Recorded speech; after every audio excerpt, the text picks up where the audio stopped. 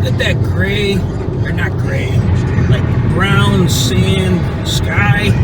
That is the Sahara dust cloud. I'm on my way to work right now. The sun is coming up. Sahara dust cloud, sunrise.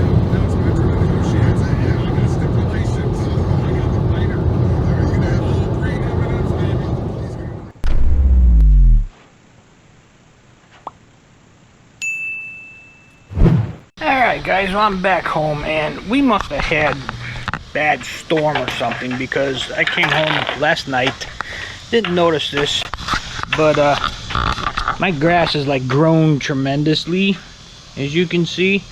So we must have had a lot of rain and we must have had a storm because I have all these branches in my backyard from my neighbor's tree here. So I gotta go get my branch cutters and come on out here, and I'm going to cut those up, get them in a can because tomorrow is yard waste. So that's what I'm gonna do now. Hang tight.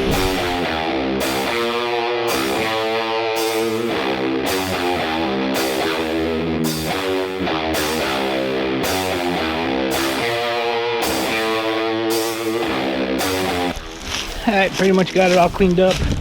Got that one bigger branch which I need to I'm gonna have to drag that out the gate to the front there, use my chainsaw and cut that one up into a couple little pieces. But there, it is done. I think now I might try to get this yard cut really quick. So I'm gonna drag this stuff out front. I'm not gonna show you. I'm gonna drag the stuff out front, cut that one up, get it in the can, and then probably cut the back grass. Later guys. Well, good afternoon everybody. I got a new little gadget here. Now, I was up in Baltimore last week, and when I was over by Brandon's house, he had one of these. It is a vacuum sealer. And the way that he makes his meats, his steaks and all that stuff, it's called Suez, some type of thing where he vacuums them down into a bag, and then there's this tank, water tank with this little circulator that brings it up to a certain temperature. If you watched my videos, you've seen it in there when we did it while I was up there. But I've always wanted to get a vacuum sealer. I just never did, never felt the opportunity that I needed one.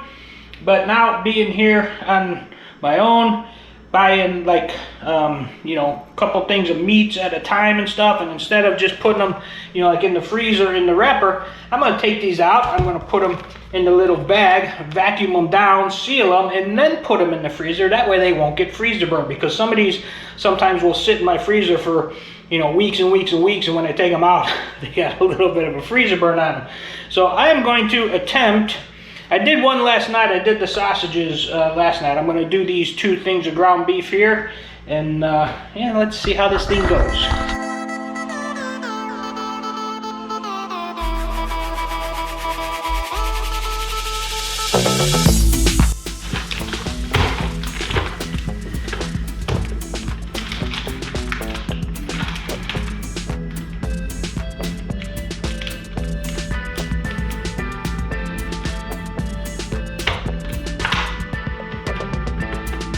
All right.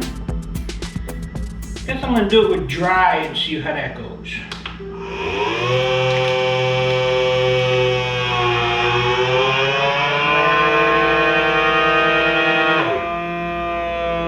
It is a little bit noisy.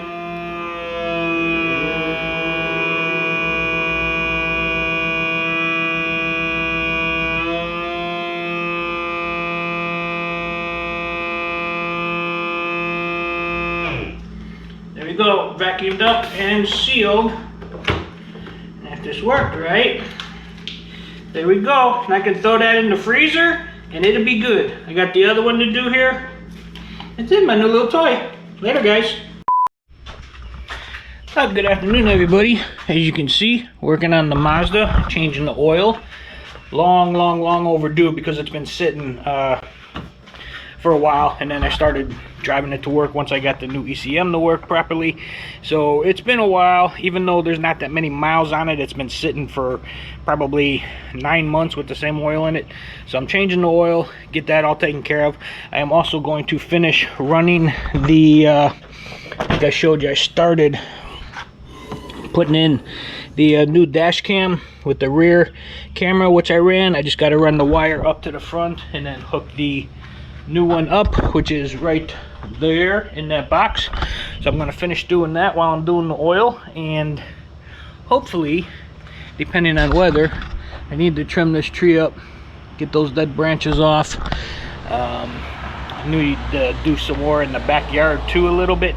But for right now, I'm going to start draining that oil, and then I'm going to start running that wire for the camera. Might take you long running the wire. It's pretty interesting how I do it. You got to tuck it in the pillars and all that stuff. But I might show you. I might not. I probably will. Hang tight, guys.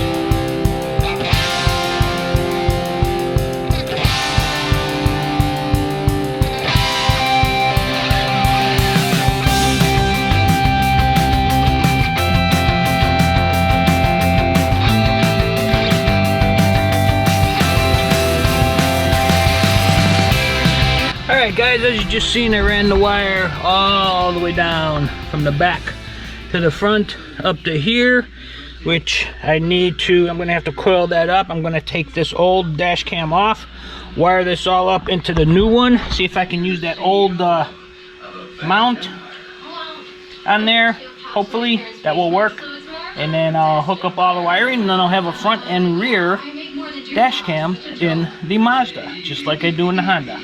Hang tight, guys. I'll show you when it's done. Good old 70s music on the radio. Anyway, guys, got it all done, got it all hooked up. As you can see there, my hood is up, but the main front is there, and then the back camera is right there in the corner. Now, I'm not sure how long that back camera is going to stay on. I used the little double-sided mounting tape that they had with it. I don't know how long that's going to stay on there. Once it does fall, which I'm sure it's going to, I got my good 3M double-sided tape that I can put on there. But yeah, it is all installed. I got the wire running up there, running down here to the plug, and then let me show you the rear camera pointing out the window here. You can see it right there, and I have it mounted. The only way I can mount it to get it to face right is on the cover for the third light bulb. That's why I'm thinking eventually that is going to fall off probably. But yeah, right now got it all set up, it's working, keeping time, everything, the whole 9 yards. Just got to finish doing the oil change on here, and then I think that'll probably be it for today. I'm gonna barbecue, or I'm gonna smoke some burgers tonight, and just kind of chill out. Did a couple video things this morning, and edited a couple videos for taste test challenges. Got the dash cam all hooked up in the Mazda, changing the oil, so everything's going to be good with that. And with that being said, I think that's it for today, guys. I will talk to you later. Good afternoon, everybody. I think I just saved myself about $200 on a service call. Now, on my air conditioner here, that motor right there, that computer module at the end there, was replaced about a year, maybe a year and a half or so ago. And ever since then, I noticed that the air is not blowing as good as it was before in the house. And I started doing some research several months ago, looking into it.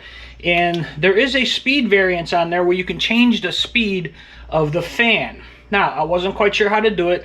I tried looking it up several times. There was a bunch of different ways depending on the type of motor and all that kind of stuff that you had. So I figured I'd pop this off and look at it. And as I was looking at it, I seen the 5 terminals there. And then I was getting ready to give up. And then I looked over here. And I don't know if you could tell. I don't know how good this camera's showing it. But right there, you might be better see it that way. There. It's got speed tap selection, low, medium, high, electric heat, and then 5 says C note.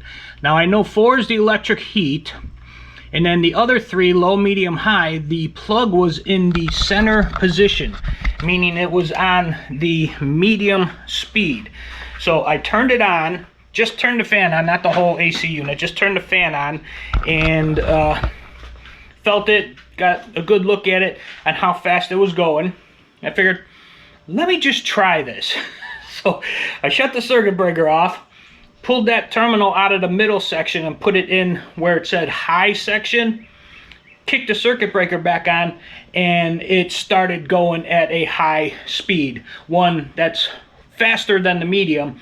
Didn't seem like too much more, but you could tell it was blowing more air. It was moving a lot more. So I'm going to leave it there for the next several days. I'm going to put the cover back on. I'm going to leave it there, run the air conditioning, and just see how much more air that pulls through the house and how much more quickly it cools down the house. Because ever since they replaced that, it just seems like it took forever to cool the house down, and you know, it never really got and stayed up the temperature on the really hot days, which it's not going to do anyway. But at least I'll have more air movement going through it and everything, and hopefully it'll cool the house down, and I'll get a good airflow through the house like I used to have before that thing went out originally. But anyway, that being said, cloudy, we got storms coming in. As you can see, they're coming from the north, which is where that tropical disturbance is up there off of Georgia, the Carolinas. This is the tail end of it. We're going to be getting some rain here soon. But anyway, guys, that's it. I'm going to go hook that, close that cover back up, and later on I'm going to kick the air on, and we're going to see how that works. I think I just saved about $200. Later, guys. A good afternoon, everybody. It is a very beautiful 94-degree day. I think the heat index is about 101, I think is what they said. But I need to tell you something. A couple days ago, or like a minute ago as you're watching this video, I showed you how I changed the fan speed on the blower motor on my AC unit for the house. And man, I gotta tell you what a difference that made. I did a couple tests the last couple days where I let the house get up to 86, which is about where it's at when I usually get home from work, and then I turn it down to 82 and kick it on. Now, before I changed the speed, that thing would run and run and run and run.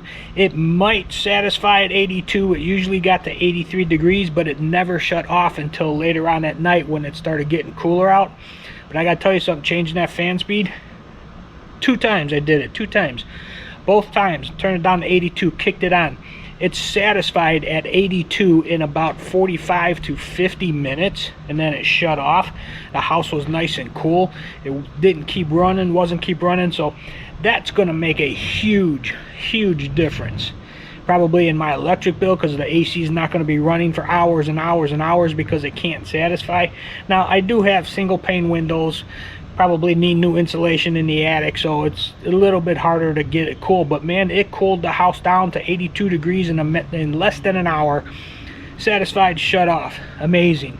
What got me thinking about that is because last week I was up in Baltimore, and at my kids' houses up there, the air conditioning was blowing out of their vents so hard that, I mean, you could feel it, nice and cold, nice and cool. And it got me thinking about my unit again, because I knew something wasn't right since they fixed that module. But I started looking into it more when I got home, and I figured, let me just pop this thing off and see if anything jumps out at me. Like I showed you, that little idiot chart right there, pull the wire off, put it in the other one in the high speed, and man, that made a huge difference. So if your air conditioning is struggling, check your blower motor fan speed. You might need to turn it up a little bit. Just a little helpful hint, maybe save people some money and get their houses cooler a little bit quicker. But yeah, it did make a huge difference. Anyway, guys, getting a little long. Gonna leave you with the flag flying. 94 degrees today. Later. Good afternoon, everybody. It is a getting ready to rain here type of day. I believe it's only like 89 degrees though. It's not too bad. It's not too bad. But anyway, wanted to tell you, I am getting closer to finding my 401k. Remember I told you that the one place had it, then they transferred it. And so I was looking at, well, I finally got a hold of that place, and Apparently, it was transferred again in February of 2024, just about 4 months ago, 5 months ago now, 4 months ago. So I am getting closer. Now, apparently, John Hancock has my 401k account, but the guy was real helpful. He was able to email me a statement, which I had never received from them at all, and he says, yeah, those things happen sometimes, whatever. But I did get a statement, and there's about pretty much what I figured in there, amount wise. So now apparently John Hancock has it. He gave me a number for them, so sometime in the next week or so I will try to contact them and see if I can get a hold of them and see if I can start getting emails or statements or anything, to try to keep up on it, on where it's at and how much is in there and all that stuff, because I've been, like I said, I haven't gotten anything in quite some time. But since it was just transferred in February, 4 months ago, 5 months ago, they probably still have it. So once I get a hold of them and get, you know, set up with them, I should be good. But that's still yet to be seen, because my luck, things don't happen the way they're supposed to most of the time. But anyway, I wanted to update you on that. I am getting closer to finding it and getting it together, because, you know, like the printer's 401k said that these new places should be sending me letters and statements and all that stuff, and they're not doing it. They're not doing it for whatever reason. But anyway, I'm getting closer. I should be able to contact them hopefully next week, depending on work, when I get off work and stuff, because that's the only problem, because I work the same time they're open. But I am getting closer. I now know where it currently is as of about 4 months ago. So we'll see what happens, and I will keep you updated as we go. But it is a kind of humid out too. As you can tell, the boner stick is kind of down a little bit. It's getting ready to rain, which is good. We kind of need to rain a little bit. But anyway, it is Friday. I'm going to smoke a pizza tonight and get ready to do my stuff for the weekend. Later, guys.